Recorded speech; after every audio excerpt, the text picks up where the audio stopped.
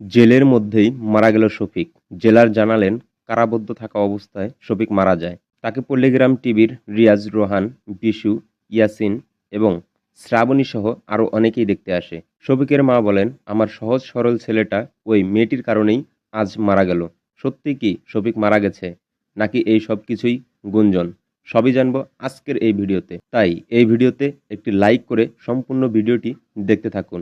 ধর্ষণ মামলায় শফিককে অ্যারেস্ট করার পর থেকেই তাকে নিয়ে অনেক সমালোচনা হচ্ছে। কেউ কেউ বলছে শফিকের ফাঁসি হয়ে যাবে, আবার অনেকেই বলছে এরকম সামান্য বিষয়ে ফাঁসি হবে না। কিছু লোক তো এটাও বলছে তারা দুজন তো স্বামী স্ত্রী ছিল, তাহলে তাদের একান্ত সময় কাটানোকে ধর্ষণ কেন বলা হচ্ছে? তো বন্ধুরা, এবার জেনে নেই শফিক কি সত্যি মারা গেছে। না বন্ধুরা, শফিক মারা যায়নি।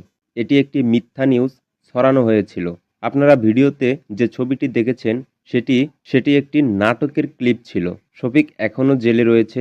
অনেকেই জানতে চাচ্ছেন শফিককে কবে ছাড়া হবে। এই বিষয়ে বর্ষা বলেন, আমি শফিকের সাথে দেখা করতে গিয়েছিলাম। 5 তারিখে তার শুনানি। আশা করি খুব তাড়াতাড়ি শফিক ছাড়া পাবে। তো বন্ধুরা, তোমাদের কি মনে হয় শফিক কবে ছাড়া পাবে?